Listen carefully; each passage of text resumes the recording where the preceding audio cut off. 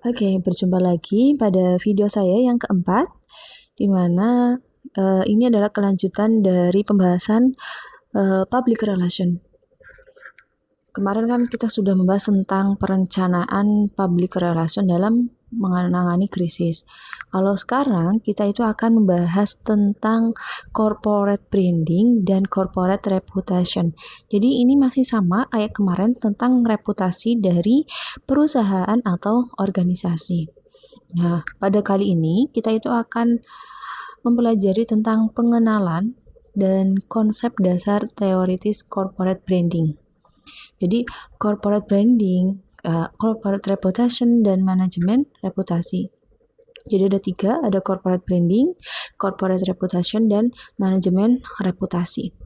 Jadi dalam video ini nanti diharapkan kita itu dapat memahami konsep dasar dan teori di balik branding perusahaan, reputasi corporate, dan manajemen reputasi. Nah, ini tuh akan dapat membantu kita untuk mengembangkan pemahaman yang lebih mendalam tentang bagaimana perusahaan membangun dan memelihara citra mereka. Di sisi lain, dengan memahami video ini, kita juga diharapkan mampu mengembangkan keterampilan analisis untuk mengevaluasi strategi branding dan reputasi perusahaan. Jadi kita akan belajar bagaimana kita itu dapat belajar bagaimana strategi ini mempengaruhi persepsi masyarakat terhadap perusahaan.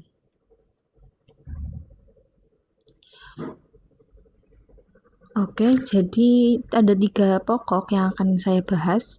Itu 1 mengenai kemampuan dalam menjelaskan definisi dari pengertiannya, manfaat, dan strategi dari corporate branding. Untuk yang kedua, yaitu tentang pengertian, manfaat, dan membangun strategi corporate reputation. Dan yang ketiga atau yang terakhir, kita akan bahas tentang pentingnya manajemen reputasi sebagai bagian dari pekerjaan public relation yang akan banyak mempengaruhi corporate brands perusahaan. Oke, langsung saja untuk pembahasan yang pertama itu tentang corporate branding. Jadi, sebelumnya kita akan membahas tentang pengertian dari corporate branding. Corporate branding itu apa sih sebenarnya? Jadi, corporate branding itu salah satu aspek penting dalam membangun identitas perusahaan yang kuat. Nah, dalam bagian ini kita akan membahas konsep dasar dari corporate branding. Mengapa hal ini penting bagi kesuksesan perusahaan dan bagaimana perusahaan dapat memanfaatkannya untuk mencapai tujuan bisnis mereka. Jadi secara pengertiannya, corporate branding itu proses membangun dan mengelola identitas merek sebuah perusahaan yang akan melibatkan penciptaan citra merek yang kuat dan konsisten di mata konsumen, karyawan, dan pemangku kepentingan lainnya. Jadi tujuan dari adanya corporate branding itu untuk menciptakan persepsi yang positif tentang perusahaan, terus membedakannya dari pesaing, dan yang paling utama itu menciptakan hubungan yang kuat dengan pelanggan. Seperti itu. Ada aspek penting dalam corporate branding itu termasuk pengembangan logo, slogan, dan elemen visual lainnya yang mencerminkan nilai dan budaya dari perusahaan. Jadi, selain itu, komunikasi merek yang konsisten dan terarah itu juga merupakan bagian dari integral dari strategi corporate branding. Jadi, corporate branding itu tidak hanya tentang pencitraan, tetapi juga tentang bagaimana perusahaan bertindak dan berinteraksi dengan pelanggan dan masyarakat secara umum. Hal ini pastinya akan melibatkan konsistensi antara nilai merek yang dijanjikan dan pengalaman yang diberikan kepada pelanggan. Manfaatnya dari adanya corporate branding, yang efektif, termasuk peningkatan kepercayaan pelanggan, loyalitas merek yang tinggi, dan daya tarik yang lebih besar bagi calon karyawan dan mitra bisnis. Corporate branding itu juga dapat membantu perusahaan untuk mengatasi krisis dan tantangan bisnis dalam mempertahankan reputasi yang baik. Jadi, untuk kesimpulannya, corporate branding itu proses penting bagi perusahaan untuk membangun identitas merek yang kuat, membedakan diri dari pesaing, terus ada menciptakan hubungan yang kuat dengan pelanggan dan pemangku kepentingan lainnya. Dengan strategi corporate branding ini, corporate branding yang tepat, perusahaan itu dapat meningkatkan citra baik mereka dan mencapai kesuksesan jangka panjang.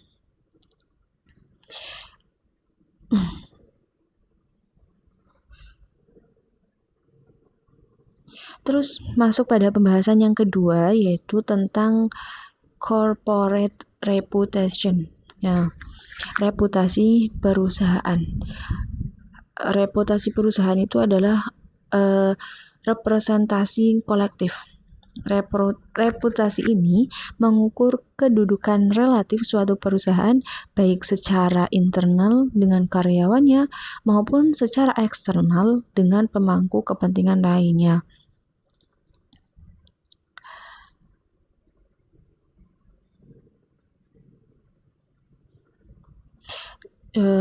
Jadi intinya tentang reputasi perusahaan itu artinya apa?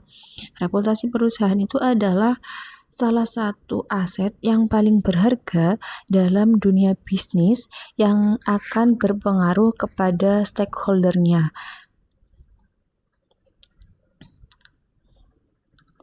Tapi untuk pertama-tama kita itu akan membahas tentang apa itu reputasi perusahaan yang secara mendalam nih. Secara mendalam, reputasi perusahaan itu mencangkup persepsi yang dimiliki oleh publik terhadap perusahaan, baik itu dari termasuk citra merek, keandalan, kualitas produk, dan layanan serta tanggung jawab sosial perusahaan. Reputasi yang baik dapat membantu perusahaan untuk memenangkan kepercayaan konsumen, investor, dan mitra bisnis. Nah, reputasi perusahaan itu dapat mempengaruhi kinerja perusahaan secara keseluruhan. Reputasi yang baik itu dapat meningkatkan loyalitas dari konsumen, terus menarik investor, dan meningkatkan daya tarik sebagai tempat kerja bagi talenta terbaik.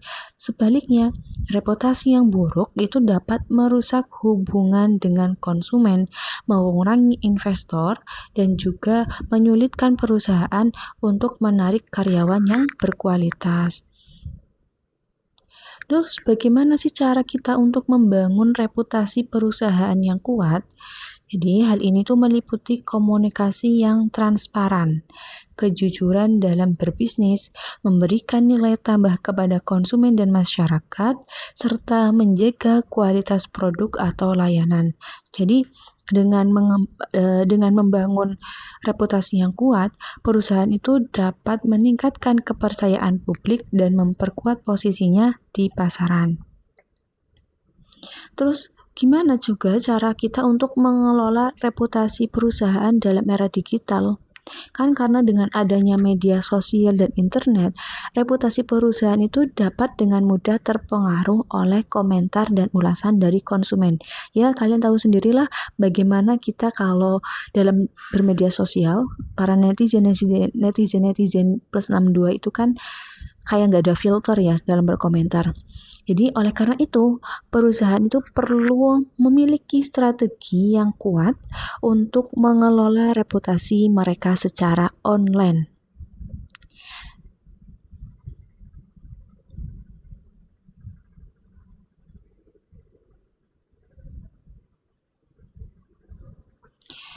Dengan memahami konsep dan strategi, kita itu akan memiliki pemahaman yang lebih baik tentang pentingnya reputasi dan bagaimana membangun serta mengelola reputasi yang kuat untuk mencapai kesuksesan jangka panjang dalam bisnis. Sebenarnya ada beberapa faktor yang mempengaruhi reputasi perusahaan. Hal itu ada kualitas produk atau layanan, etika bisnis, tanggung jawab sosial perusahaan, dan interaksi dengan pelanggan dan masyarakat. Jadi, perusahaan itu perlu memperhatikan faktor-faktor ini untuk membangun reputasi yang kuat dan positif.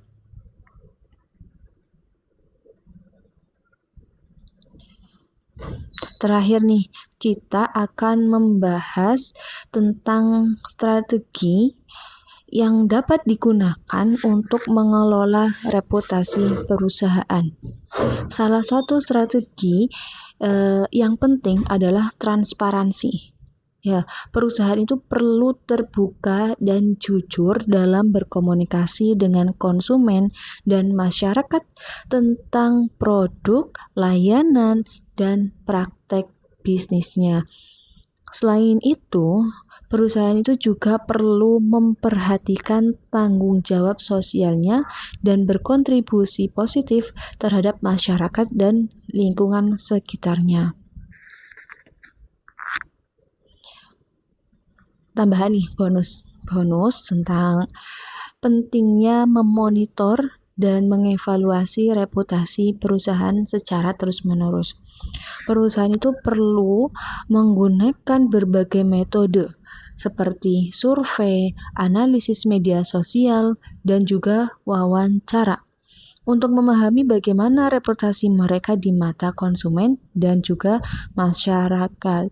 Dengan memahami reputasinya, perusahaan itu kan dapat mengambil tindakan yang diperlukan untuk memperbaiki atau memperkuat reputasinya.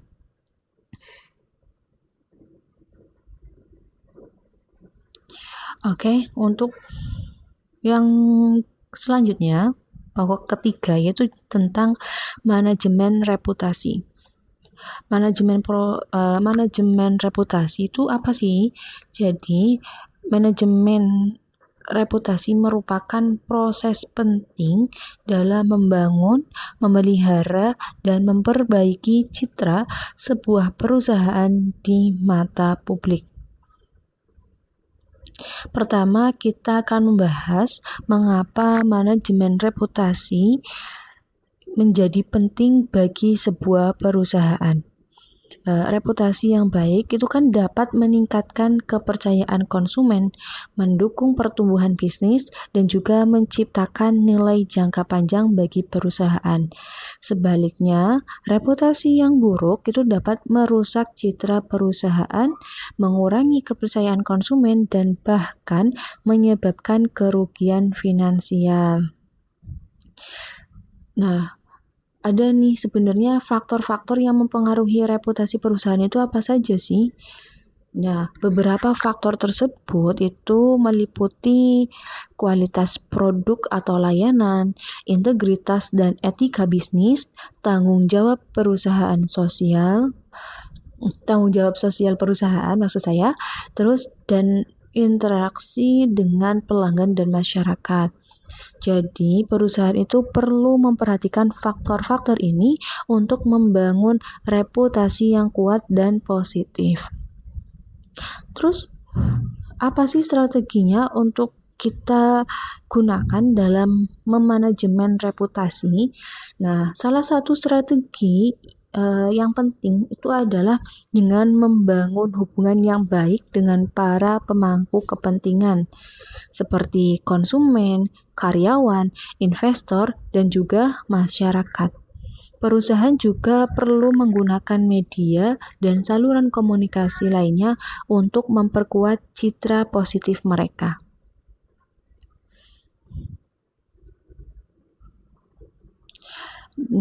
Selain itu, kita juga harus transparansi dalam reputasi.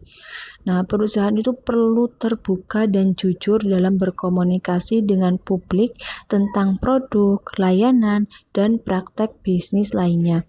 Dengan transparansi yang baik, perusahaan dapat membangun kepercayaan yang kuat dengan publik. Terakhir, kita itu akan membahas tentang pentingnya evaluasi dan pengukuran dalam manajemen reputasi.